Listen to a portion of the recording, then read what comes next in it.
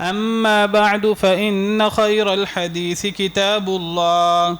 وخير الهدي هدي محمد صلى الله عليه وسلم وشر الأمور محدثاتها وكل محدثة بدعة وكل بدعة ضلالة وكل ضلالة في النار. أعوذ بالله السميع العليم من الشيطان الرجيم من همزه ونفخه ونفثه.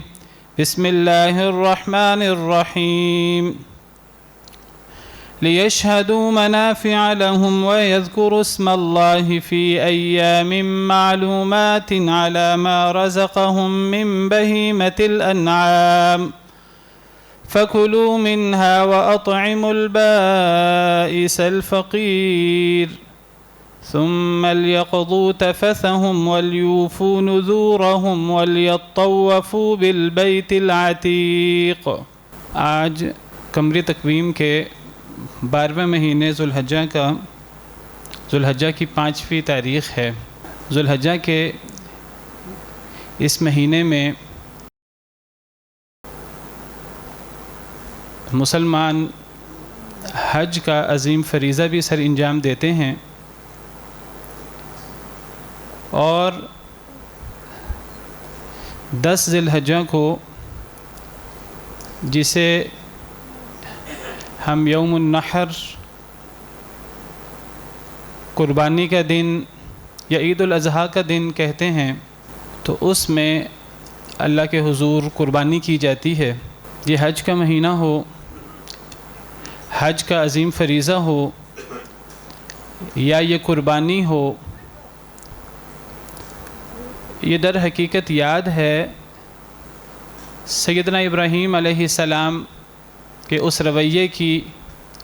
اس عمل کی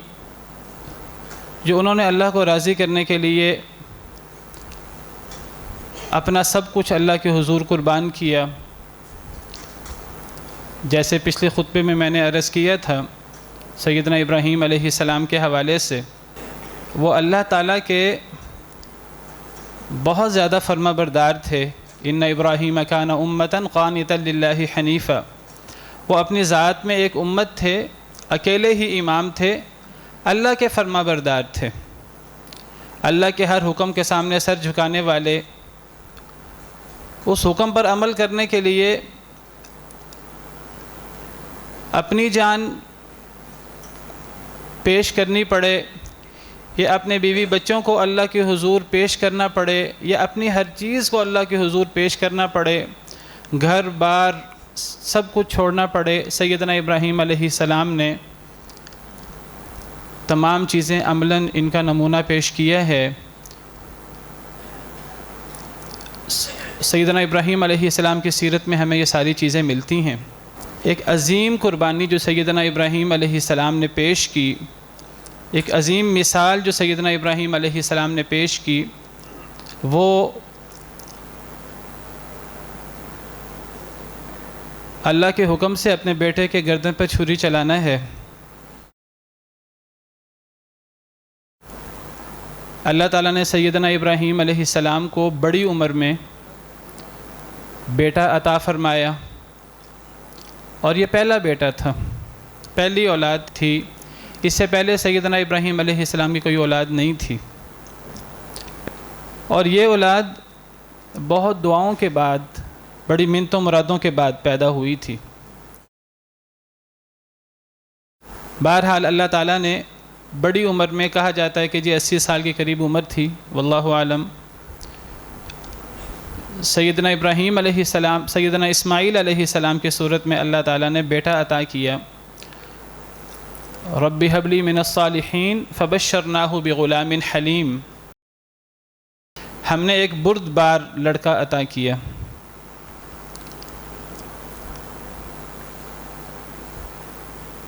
پھر اللہ تعالیٰ نے حکم دیا کہ سیدنا اسماعیل کو اور ان کی والدہ کو، حضرت ہاجرہ علیہم السلام، ان کو مکہ مکرمہ میں چھوڑ آئیں. مکہ مکرمہ اس وقت ایک بیابان جگہ تھی، نہ کوئی انسان، نہ کوئی جانور، نہ کوئی چرند پرند. پانی بھی نہیں تھا، کوئی خوراک وغیرہ کی صورت بھی نہیں تھی۔ تو حضرت ابراہیم علیہ السلام کو حکم ہوا کہ حضرت ہاجرہ اور حضرت اسماعیل کو بیابان جگہ پہ چھوڑ آئیں۔ تو حضرت ابراہیم علیہ السلام اللہ کے حکم سے چھوڑ آئے۔ ربنا انی اسکنت من ذریتی بواد غیر ذی زرع عند بیتک المحرم ربنا لیقیموا الصلاۃ۔ اے اللہ، میں نے اپنی بعض اولاد کو ایسی وادی میں چھوڑ دیا ہے آپ کے حرمت والے گھر کے پاس کہ جہاں کوئی کھیتی نہیں ہوتی، اے اللہ اس لیے تاکہ یہ نماز قائم کریں۔ یہ بہت بڑی آزمائش تھی۔ سیدنا ابراہیم علیہ السلام اس آزمائش پر بھی پورا اترے۔ یہ ایک الگ بات ہے کہ پھر اللہ تعالیٰ نے وہاں پانی کا سلسلہ بھی جاری کر دیا آب زمزم کی صورت میں، اور پھر وہاں آہستہ آہستہ لوگ بھی آ کر آباد ہو گئے۔ جب کوئی اللہ کے لیے قربانی دیتا ہے تو پھر اللہ تعالیٰ اس کو اس کا صلہ عطا کرتے ہیں۔ پھر جب سیدنا اسماعیل علیہ السلام دوڑنے کی عمر کو پہنچے، جوانی کی ابتدا، تو سیدنا ابراہیم علیہ السلام کو حکم ہوا، خواب میں انہوں نے دیکھا کہ وہ اپنے بیٹے کو ذبح کر رہے ہیں۔ تو سیدنا ابراہیم علیہ السلام، نبیوں کا خواب وہی ہوتا ہے،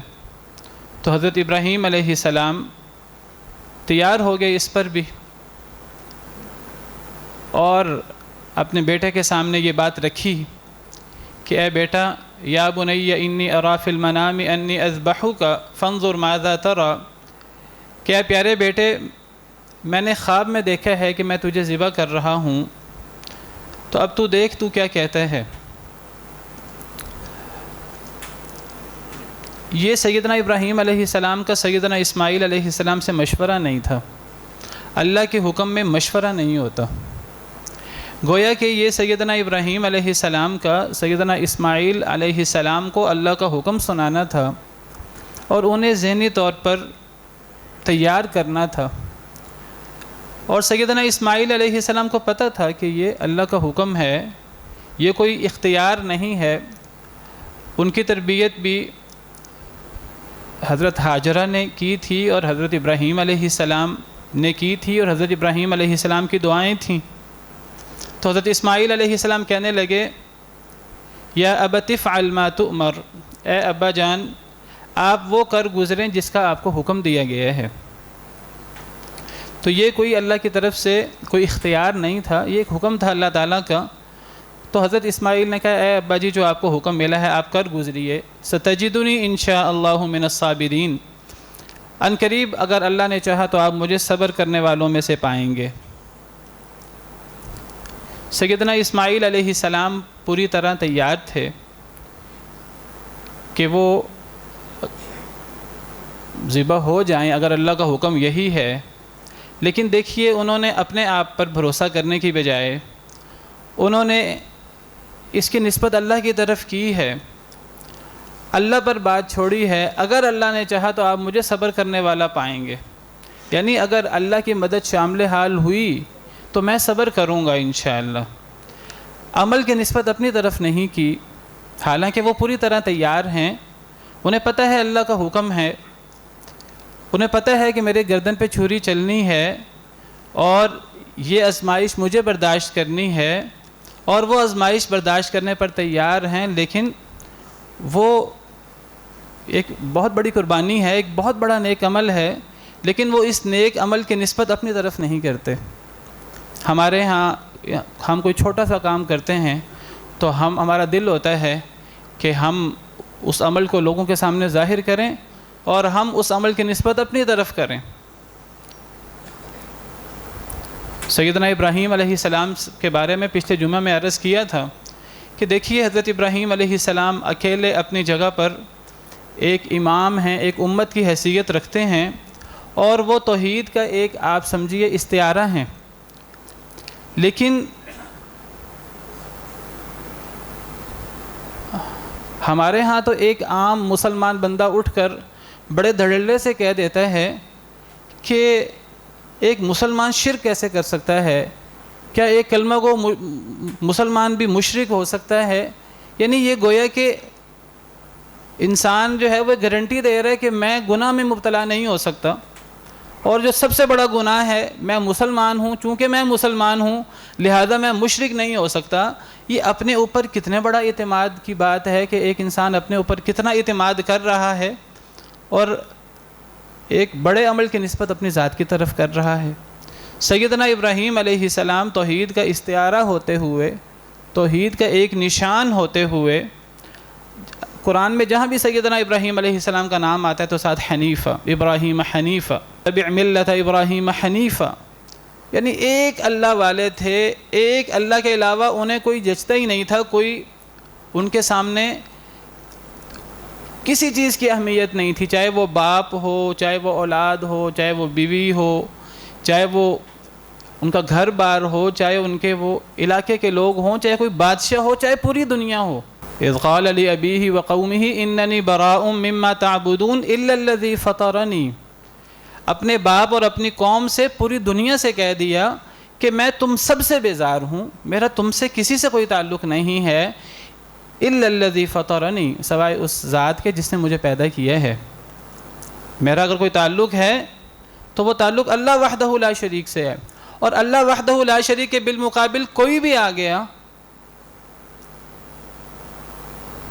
تو وہ میرے لیے دشمن کی حیثیت رکھتا ہے۔ قال افرأیتم ما کنتم تعبدون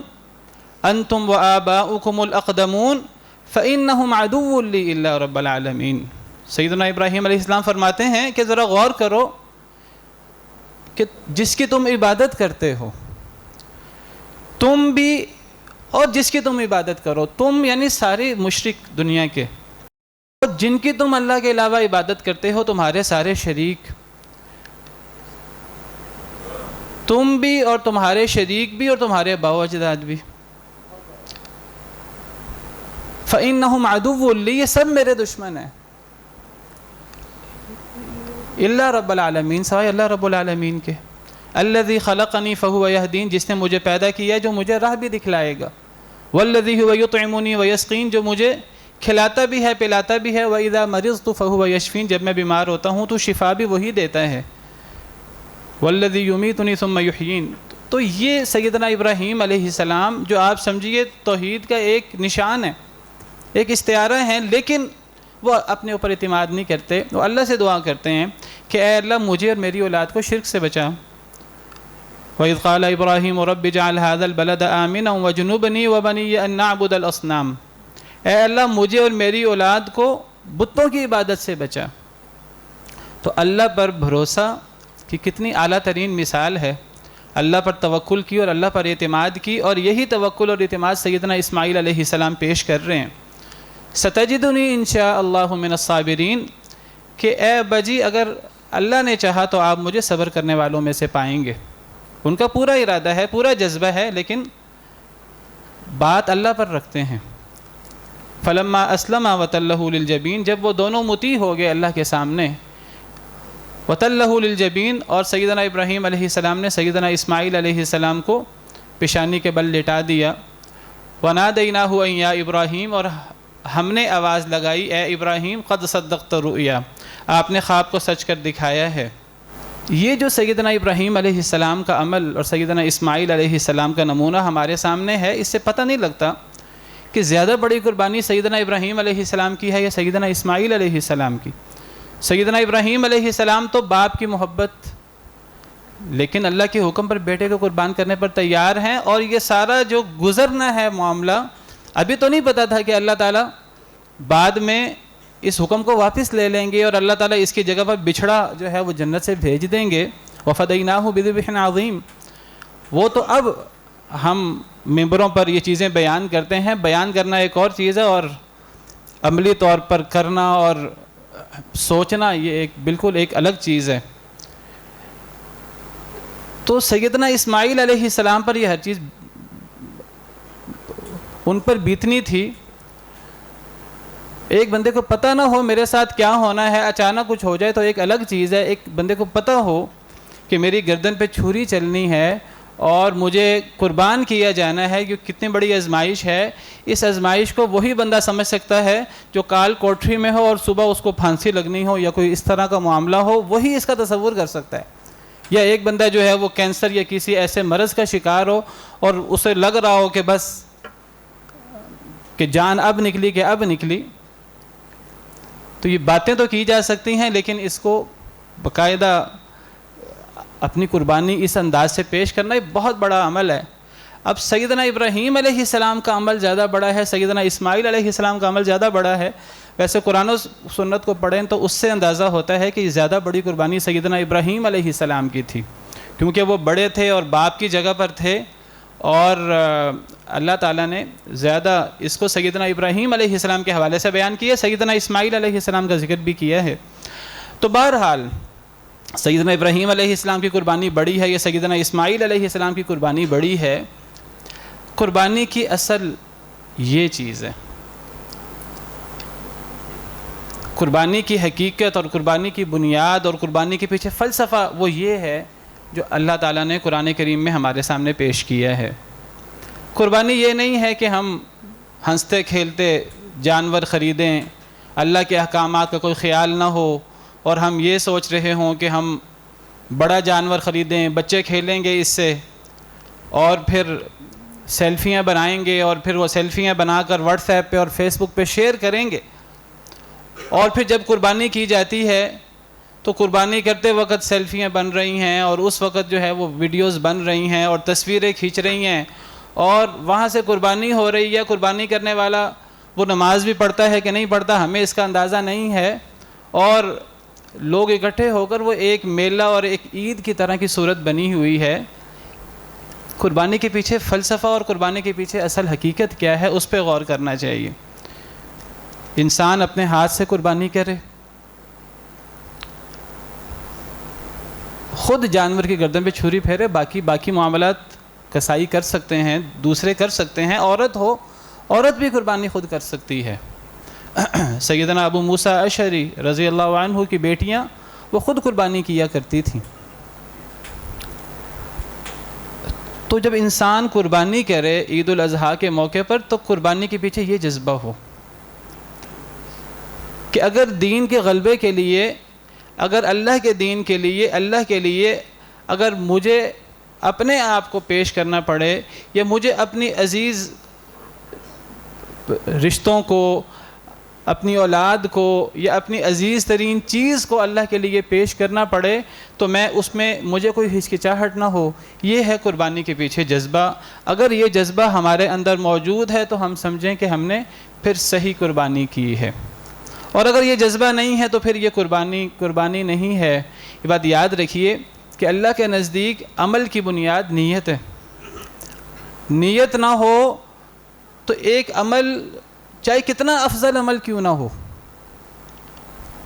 جہاد سے بڑا عمل کیا ہو سکتا ہے، اپنی جان قربان کرنے سے بڑا عمل کیا ہو سکتا ہے، قرآن پڑھنے اور پڑھانے سے بڑا عمل کیا ہو سکتا ہے، اور صدقہ خیرات کی کتنی فضیلت ہے وہ آپ کے سامنے ہے۔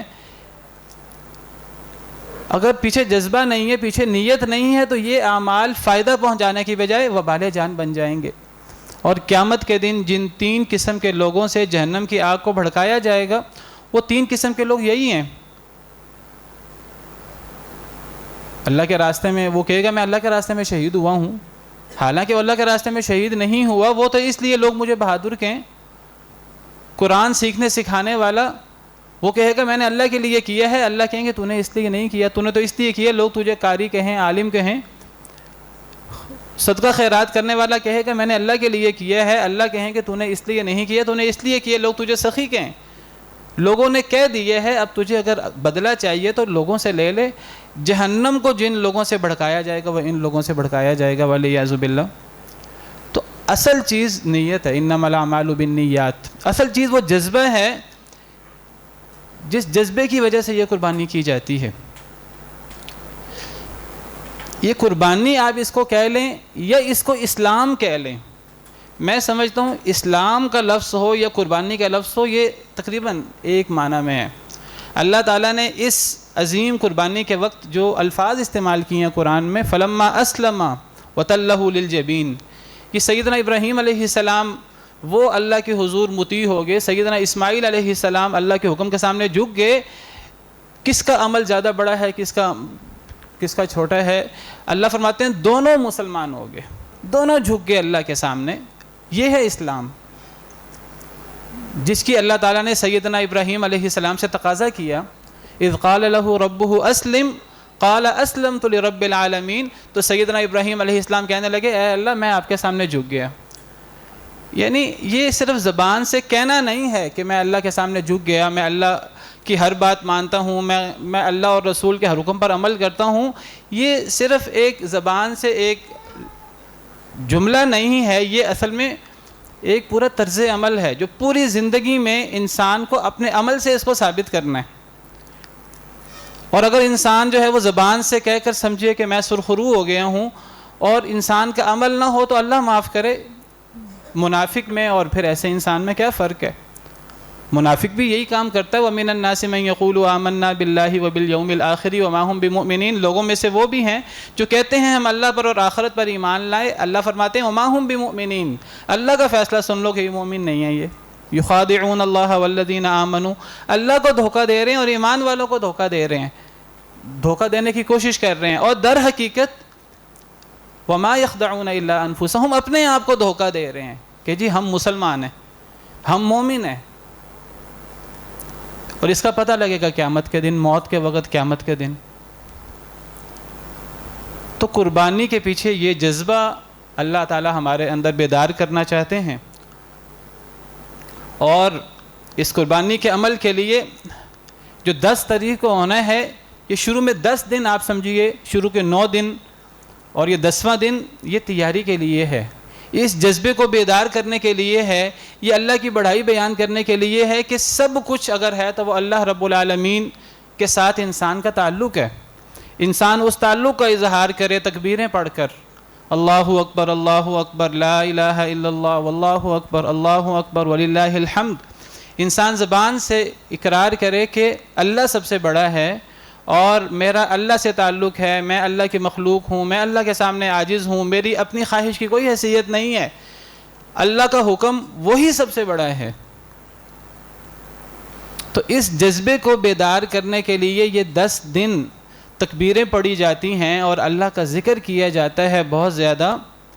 اور پھر باقاعدہ قربانی کی جاتی ہے، اور اس تصور کو اس جذبے کو جو سیدنا ابراہیم اور سیدنا اسماعیل علیہ السلام نے پیش کیا، اس جذبے کو ہر مسلمان کو اپنے دل میں آپ سمجھیے تازہ کرنے کی دعوت دی جاتی ہے۔ یہ ایک الگ بحث ہے کہ قربانی کرنا واجب ہے کہ واجب نہیں ہے، کہ سنت موقدہ ہے۔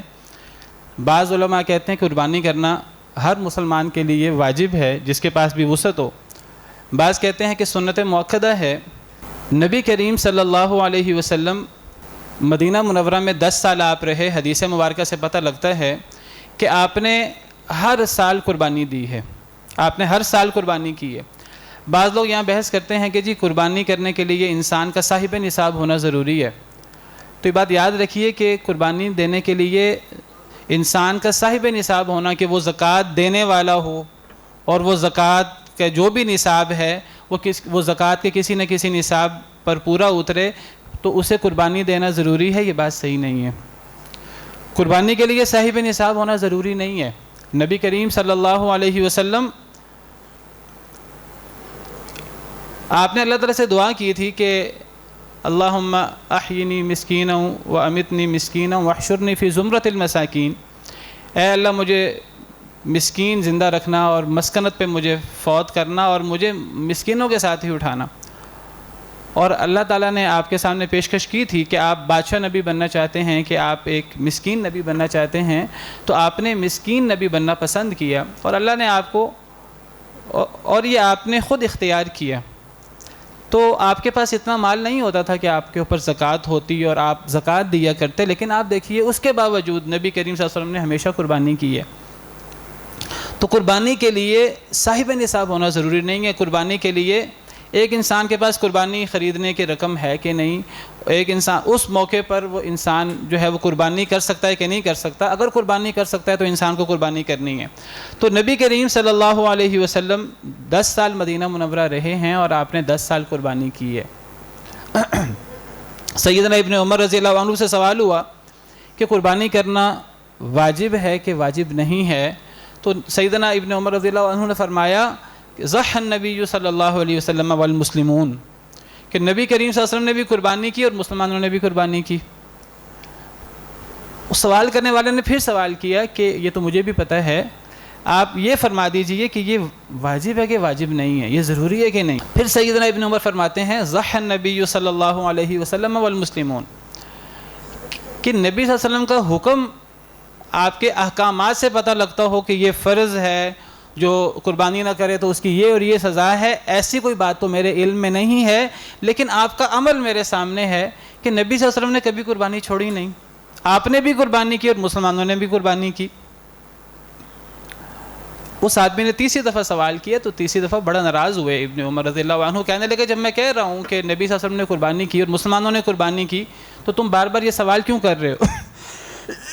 ہمارے ہاں ایک طریقہ کار ہے کہ ہم سمجھتے ہیں کہ جو چیز واجب ہوگی فرض ہوگی ہم نے وہ کرنی ہے، جو چیز واجب یا فرض نہیں ہوگی مستحب ہوگی تو شاید ہمیں چھوٹ ہے۔ یہ بات بھی آپ یہ مسئلہ بھی سمجھ لیجئے کہ واجب اور مستحب میں کوئی زیادہ فرق نہیں ہوتا، دونوں پر عمل کرنا ہوتا ہے۔ جب نبی صلی اللہ علیہ وسلم نے ایک چیز پر عمل کیا ہے تو ہمیں بھی عمل کرنا ہے۔ ہم اس بحث میں پڑھ جائیں کہ وتر پڑھنا واجب ہے کہ واجب نہیں ہے، اور اگر ہماری اس سے مراد یہ ہے کہ ہم نے وتر نہیں پڑھنا، چھٹکارا بھی ہو سکتا ہے، تو یہ غلط انداز ہے۔ سنتیں پڑھنی ہے کہ نہیں پڑھنی، کیا فرض نماز پڑھ لیں تو گزارا ہو جائے گا کہ نہیں ہو جائے گا؟ نبی کریم صلی اللہ علیہ وسلم نے ہمیشہ سنتوں پر مواظبت کی ہے، آپ ہمیشہ سنتے پڑھتے تھے، اور وتر تو فجر کی نماز، فجر کی سنتیں اور وتر تو آپ نے نہ سفر میں چھوڑا نہ حضر میں چھوڑا، اور ہم ان بحثوں میں پڑے رہے ہیں کہ جی ہمیں وتر چھوڑ سکتے ہیں کہ نہیں چھوڑ سکتے۔ وتر واجب ہے کہ سنت موقدہ ہے، اس سے قطع نظر پڑھنا ہے۔ سنتیں فرض واجب ہیں کہ سنت ہیں، ان کو پڑھنا ہے۔ یعنی یہ واجب اور سنت کی تقسیم کا مطلب یہ نہیں جو واجب ہے وہ کرنا ہے اور جو سنت ہے وہ نہیں کرنا۔ اس کا فرق صرف یہ ہے کہ اگر کسی بندے سے کبھی رہ جائے، پوری کوشش کے باوجود ایک بندہ اہتمام کرتا ہے اس سے رہ جائے، تو کیا بعد میں قضائی دینی ہے کہ نہیں دینی، اور بعد میں کوئی اس پہ وبال تو نہیں پڑتا، صرف اس حد تک فرق ہے واجب اور مستحب کا۔ تو یہ بات سمجھ لیجئے کہ قربانی کے حوالے سے قربانی کرنا اتنا اہم ہے کہ سیدنا ابن عمر ناراض ہوئے کہ قربانی کرنی ہے، نبی صلی اللہ علیہ وسلم نے قربانی کی ہے اور مسلمانوں نے قربانی کی ہے۔ بعض احادیث سے پتہ لگتا ہے کہ نبی صلی اللہ علیہ وسلم نے فرمایا کہ ہر سال، آپ کے فرمان کا مفہوم ہے ہر سال ہر گھر والوں پر قربانی ہے، حدیث مبارکہ کا مفہوم ہے، لیکن یہ حدیث سند کے اعتبار سے صحیح نہیں ہے۔ تو آپ کا عمل یہ ہے کہ آپ نے خود قربانی کی ہے ہمیشہ، لیکن آپ کے ایسے فرمانات نہیں ہیں جس سے پتہ لگتا ہو کہ قربانی کرنا واجب ہے ہر بندے پر۔ تو امام ترمذی رحمہ اللہ وہ یہ حدیث مبارکہ حضرت ابن عمر کی بیان کر کے فرماتے ہیں کہ احادیث سے پتہ لگتا ہے کہ قربانی کرنا سنت ہے، اور فرماتے ہیں اسی پر علماء کا عمل ہے، والعمل علی ھذا عند اہل العلم، اور فرماتے ہیں کہ قربانی کرنا سنت ہے۔ بعض صحابہ کرام سے بھی یہ مروی ہے کہ بعض صحابہ کرام یہ بتانے کے لیے، حضرت ابو بکر، حضرت عمر، استطاعت کے باوجود یہ بتانے کے لیے کہ قربانی کرنا ضروری نہیں ہے، انہوں نے بعض دفعہ قربانی نہیں کی، لیکن اس کے باوجود قربانی ہر ممکن طریقے سے چاہیے۔ اس کے لیے صاحب نصاب ہونا ضروری نہیں ہے۔ اگر ایک بندہ قربانی کر سکتا ہے تو قربانی کرے، اچھی نہیں کر سکتا، قیمتی نہیں کر سکتا، تو ایک انسان جو ہے وہ ہلکی قربانی کر لے، نر جانور نہیں کر سکتا، مادہ جانور کر لے۔ اگر ایک بڑا قیمتی جانور نہیں کر سکتا تو وہ چھوٹا جانور کر لے، لیکن قربانی کرے ضرور، تاکہ سیدنا ابراہیم اور سیدنا اسماعیل کا یہ جو ہمارے لیے ایک اسوہ حسنہ ہے، اور یہ جو جذبہ اللہ ہمارے اندر بیدار کرنا چاہتے ہیں، یہ جذبہ جو ہے وہ ہمارے اندر بیدار ہو جائے، اور ہر مسلمان جو ہے وہ یہ اپنے اندر اس تصور کو پیدا کرے۔ نبی صلی اللہ علیہ وسلم کا ارشاد ہے، اگرچہ اس ارشاد میں بھی بعض علماء کے نزدیک کچھ کلام ہے، من کان لہ سعۃ فلم یضحی فلا یقربن مصلانا، او کما قال علیہ الصلوۃ والسلام، کہ ایک بندے کے پاس اگر وسعت ہے پھر وہ قربانی نہیں کرتا تو وہ ہمارے مصلی میں نہ آئے۔ بعض علماء نے اس حدیث کو ضعیف قرار دیا ہے۔ بہرحال اس سے بھی قربانی کرنے کی بہت زیادہ اہمیت ظاہر ہوتی ہے۔ تو بہرحال اس بحث سے قطع نظر کہ قربانی واجب ہے کہ واجب سنت موقدہ ہے، قربانی کرنی ہے، ہر شخص نے جو کر سکتا ہے اسے کرنی ہے، اور اس چیز کو ہلکا نہیں لینا چاہیے۔ ہمارے ہاں بعض لوگ یہ بحث شروع کر دیتے ہیں کہ جی یہ جانور قربان کریں گے اور اتنا جانوروں کا خون بہے گا اور اتنے جانوروں کو ذبح کیا جائے گا، تو اس سے بہتر یہ ہے کہ جی کوئی پانی کا کولر لگا لیا جائے، اس سے بہتر یہ ہے کہ کوئی غریبوں مساکین کی کوئی مدد کر دی جائے۔ تو یہ لوگ در حقیقت وہ غریبوں کے ہمدرد نہیں ہیں، وہ لوگ در حقیقت اللہ رب العالمین کے احکامات کو پس پوش ڈالنے والے ہیں، اور وہ دین اسلام کے جو شاعر ہیں ان شاعر سے اپنی جان چھڑانے والے ہیں۔ یہ در حقیقت لبرل قسم کے لوگ اپنی دنیاوی ضرورت پر ہر زیادہ سے زیادہ مال خرچ کریں گے اور اسراف کریں گے، اس وقت انہیں غریبوں کی کوئی مدد اور غریبوں کو پانی پلانا اور غریبوں کو کھانا کھلانا اور غریب لڑکیوں کی شادی کرنا اس وقت انہیں یاد نہیں آتا، وہ انہیں عمرہ اور حج کے وقت اور وہ انہیں قربانی کے وقت یاد آتا ہے کہ قربانی کی بجائے کسی غریب بچی کی شادی کر دینی چاہیے، قربانی کی بجائے کسی کی مدد کر دینی چاہیے، وہ کولر لگا دینا چاہیے، یہ کر دینا چاہیے، وہ کر دینا چاہیے۔ تو قربانی کے ایام میں قربانی کرنی ہے، قربانی کے علاوہ انسان نے جو نیک کام کرنا ہے وہ نیک کام کرے، لیکن جو بندہ قربانی کی استطاعت رکھتا ہے اور وہ قربانی نہ کرے تو بہرحال نبی کریم صلی اللہ علیہ وسلم کی سنت سے وہ بندہ بے رغبتی کرنے والا ہے، اور وہ اس عظیم جو ایک سنت ہے سیدنا ابراہیم علیہ السلام کی، وہ اس سنت کو چھوڑنے والا ہے۔ تو قربانی کے ایام میں قربانی کرنا سب سے افضل ہے۔ بعض احادیث مبارکہ سے پتہ لگتا ہے کہ عید الاضحیٰ کے دن سب سے افضل عمل جو ہے وہ قربانی کرنا ہے۔ تو اگر ایک بندہ جو ہے وہ ان ایام میں قربانی چھوڑ کر دیگر اچھے اعمال کرنے کی کوشش کرے تو یہ آپ سمجھیے کہ وہ بندہ دین اسلام پر صحیح طریقے سے عمل نہیں کر رہا، وہ در حقیقت اسلام اور اسلام کے احکامات کو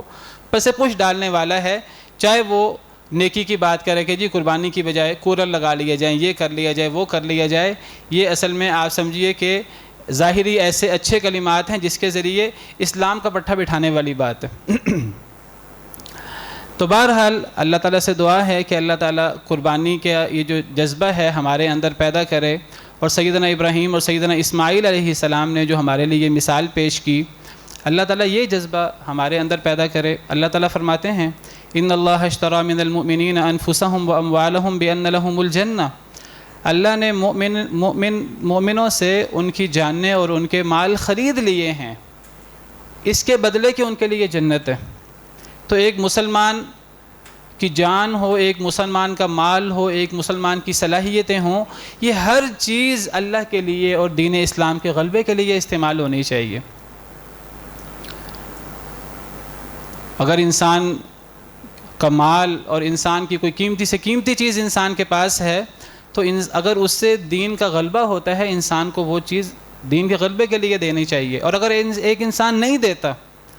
تو پھر وہ بندہ جو ہے آپ سمجھیے کہ نیکی کو نہیں پہنچ سکتا، نیکی کی معراج کو نہیں پہنچ سکتا۔ اللہ تعالیٰ فرماتے ہیں لن تنالوا البر حتى تنفقوا مما تحبون، تم اس وقت تک بر کو نہیں پہنچ سکتے، نیکی کو نہیں پہنچ سکتے، بعض علماء کہتے ہیں جنت کو نہیں پہنچ سکتے جب تک کہ تم وہ خرچ نہ کرو جس کو تم پسند کرتے ہو۔ تو سیدنا ابراہیم اور سیدنا اسماعیل کی اس سیرت سے ہمیں پتہ لگتا ہے کہ انسان کو ہر دم اپنے آپ کو ہر قسم کی قربانی کے لیے تیار رکھنا ہے، اور اس جذبے کے ساتھ جو ہے وہ قربانی کرنی ہے۔ اللہ تعالی ہمارے اندر یہ جذبہ پیدا فرمائے، اور اللہ تعالی ہمیں بہترین انداز سے اس سنت کو پورا کرنے کی توفیق عطا فرمائے۔ وآخر دعوانا ان الحمد للہ رب